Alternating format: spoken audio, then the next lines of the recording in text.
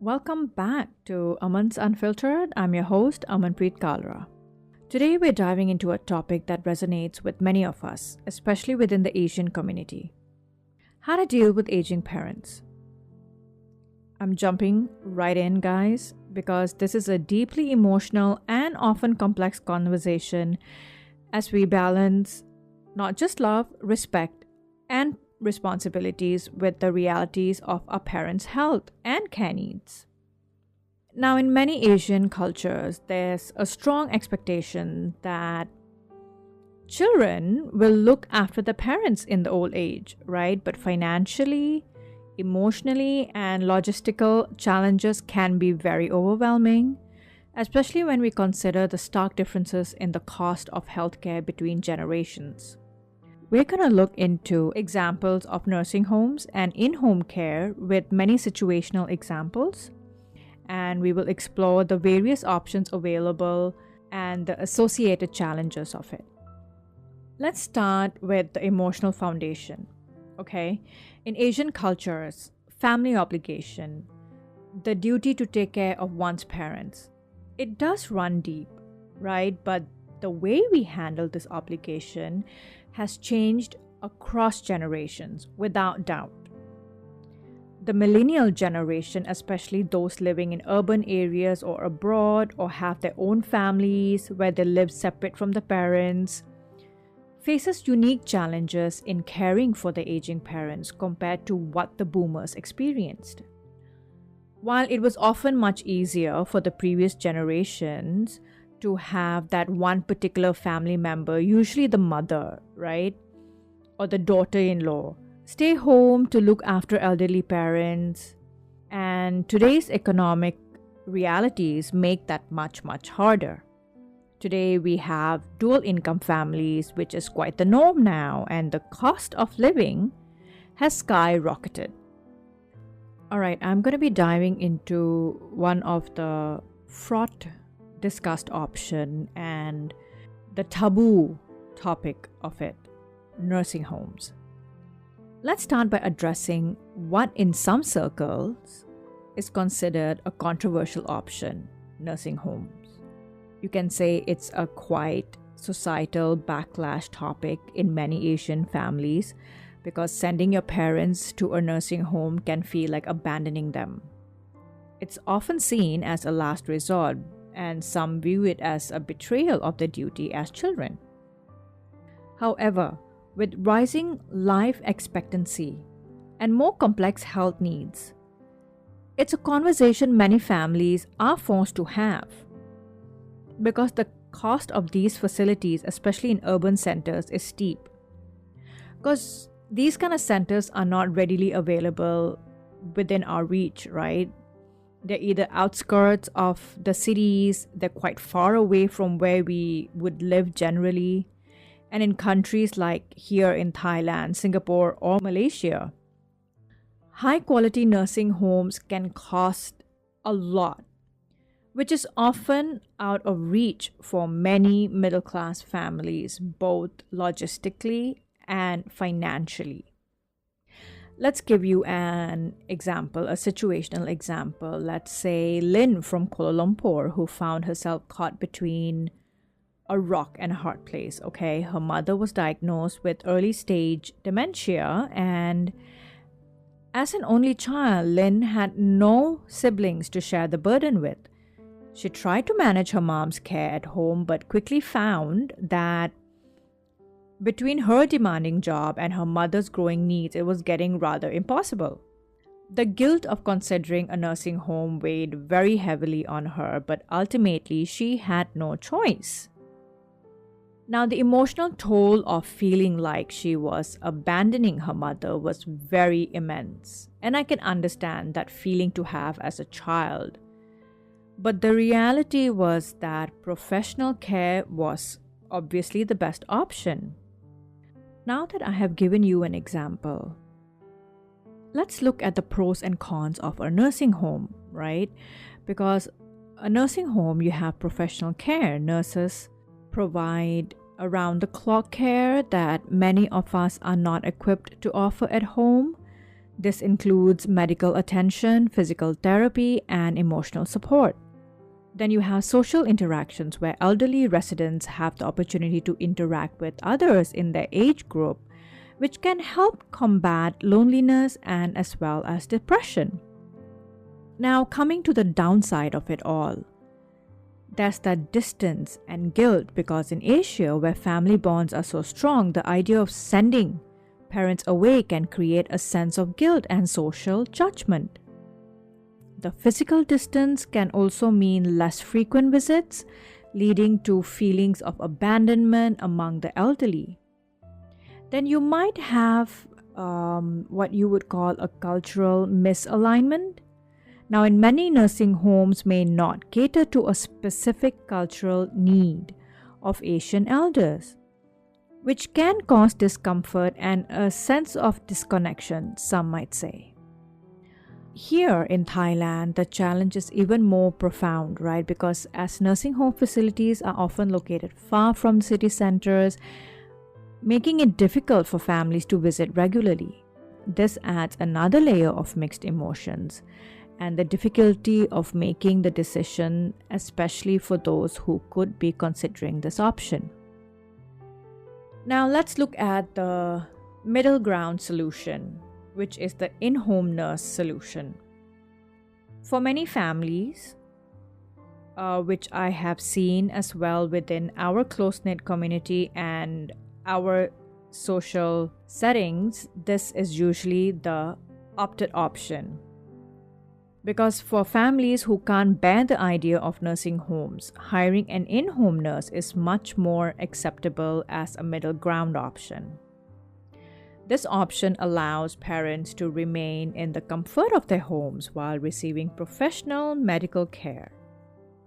However, this too can be a very costly option because in-home nurses can charge a much premium price as to what they would do in a nursing home, especially if they need to provide round-the-clock care, and then you're talking about overtime, right?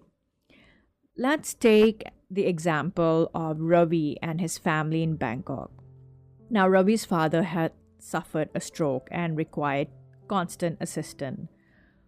While Ravi's family did not want to send him to a nursing home, they also realized they couldn't manage his care on their own.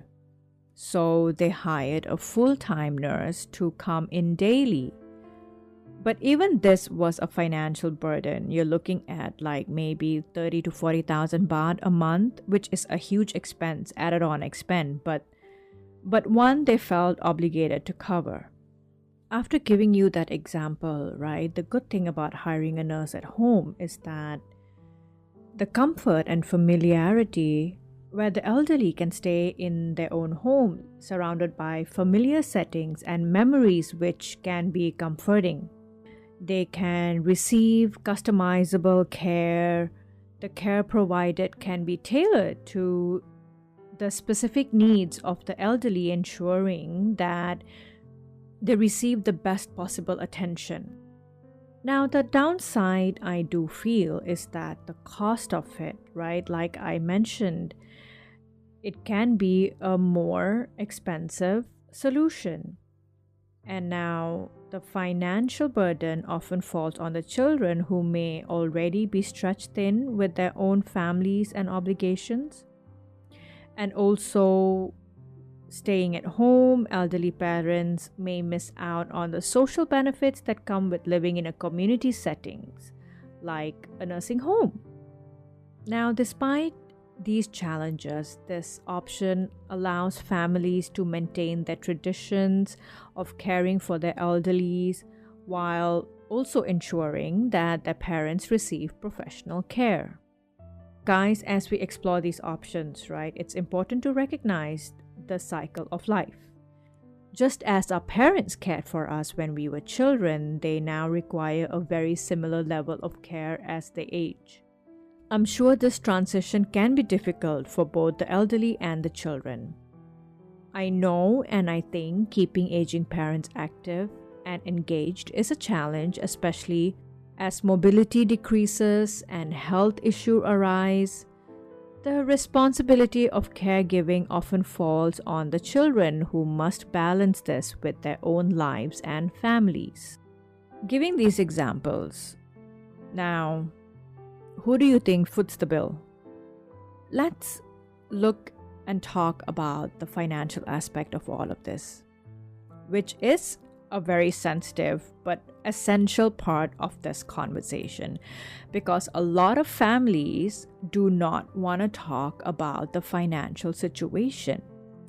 Nobody sits down together and says like, hey, this is our situation, this is how much money we have at the bank, how much should we set aside for this particular situation or that particular situation.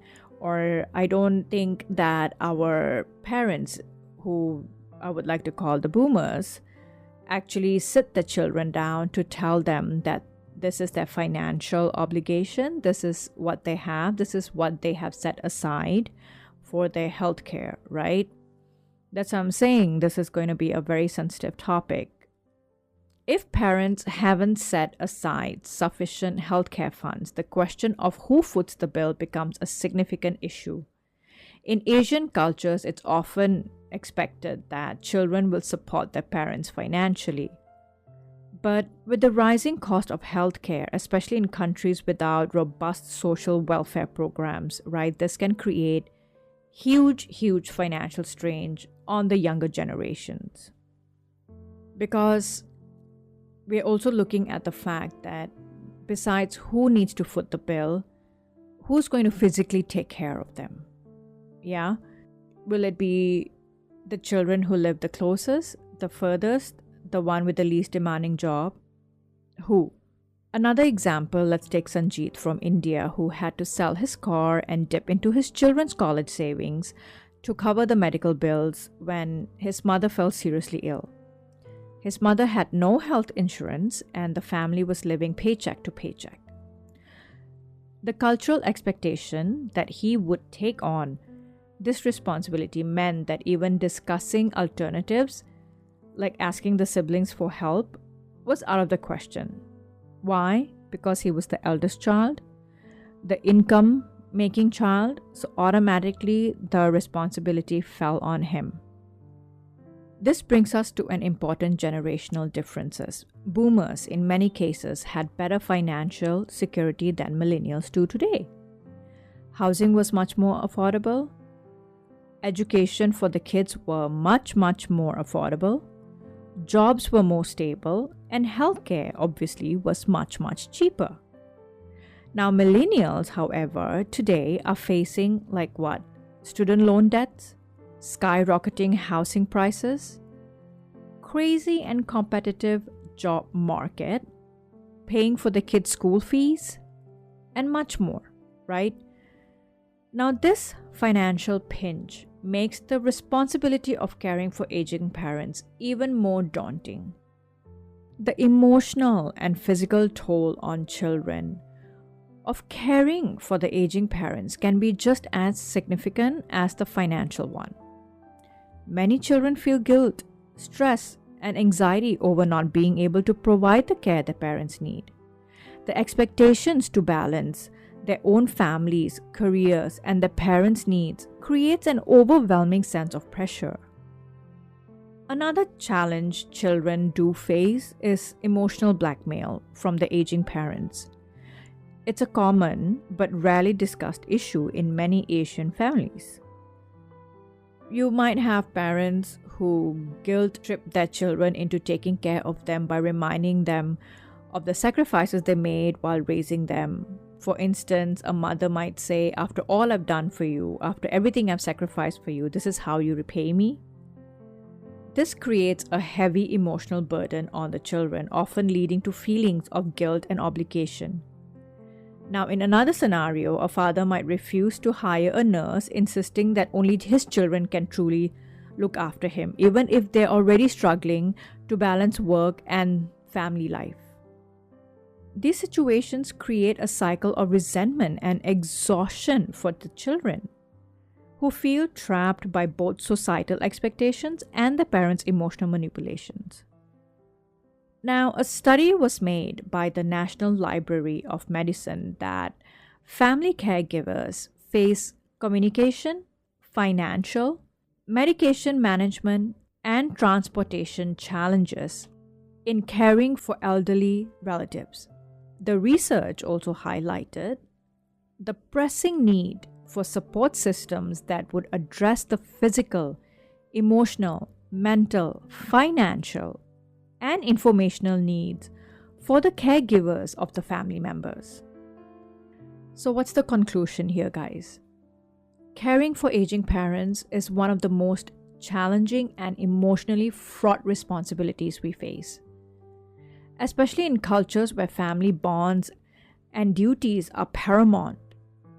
From the difficult decision of placing parents in nursing homes to the financial and emotional strain of in home care, there are no easy answers. Every family's situation is unique, and the solutions require not only financial planning but also open communication and emotional resilience, right? So, as we've navigated through all of this, I know a lot of you must be feeling emotionally challenged. Now, if there's one thing we can learn from these stories, is that we need to prepare for the future. Okay, not just for our parents, but also for ourselves. Whether that means having honest conversations about finances, exploring healthcare options, or even rethinking the cultural taboos around nursing homes. I think the sooner we start these discussions, the better equipped we will be to face the inevitable challenges that might come with aging parents. And we as millennials can also help alleviate a lot of these difficult waters that our kids might need to navigate around as well. So thank you for tuning in to Aman's Unfiltered today. If you have any experiences or you have anything you would like to input in today's episode, please do give me a call, ring me up. Let's talk about it. I'd love to hear what you have to say. And yeah, thank you again for tuning in. I'm your host, Amanpreet Kalra.